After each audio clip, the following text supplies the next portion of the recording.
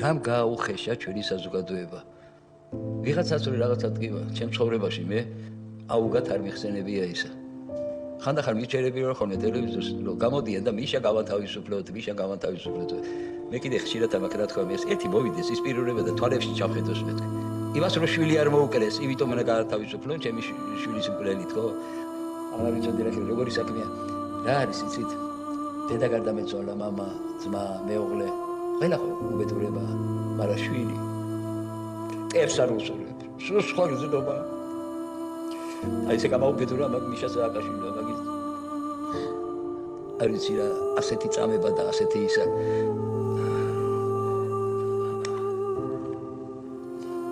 ისეთ რაღაცები გამოქონდათ იქიდან ამბავი რომ ამ პირადად ტირილი კერა ბღავილი ამიტყდებოდა ხოლმე და იცის რომ რაღაცა დავიწყება ეს ტკივილი ამ ტკივილის დავიწყება არ შეიძლება მეცა და სხვაებისაც როგორ შეიძლება რაღაც უბედურებაზე თქვა რომ იმას აღარ ვაქცე ყურადღებას და ეხლა ხშირად ამბობენ ხოლმე არო ძველ საქმეებს რაც გამოეკიდენენო ედალოცვილო სხვისი ჭირი ღობე ჭირიო რო იძახიან ეს ხალხი რამ გააველურა რომ მიდიან მიცვალებულთან და უსამძიმრებენ გისამძიმრებო აი ამ ადამიანებმა როგორ უნდა მივიდნენ ვიღაცასთან და მიუსამძიმრონ იმას როდესაც სულხან მოლაშვილი მამას ეუბნებიან რომ შენი შვილის კვლელი უნდა გამოვიდესო აზროვნება ხო უნდა ქონდეს იმას ენა მაინც არის გააჩვენონ და კარგია ეთაყვანე სააკაშვილს და რაც გინდა ის გააკეთე მაგრამ გამოუშვიო ვისა კაცო შვილი რომ მოუკლა იმას იმაზე იძახი ჯერ მარტო იმიტომ არ უნდა გამოუშვიო სააკაშვილი რომ 5 10 20 წლის შემდეგ სხვა რომ მოვა პრეზიდენტად იქა და გადაიხედა უკან რომ თურმე სააკაშვილს რეები უკიდეთ და გარეთ გამოუშვიოსო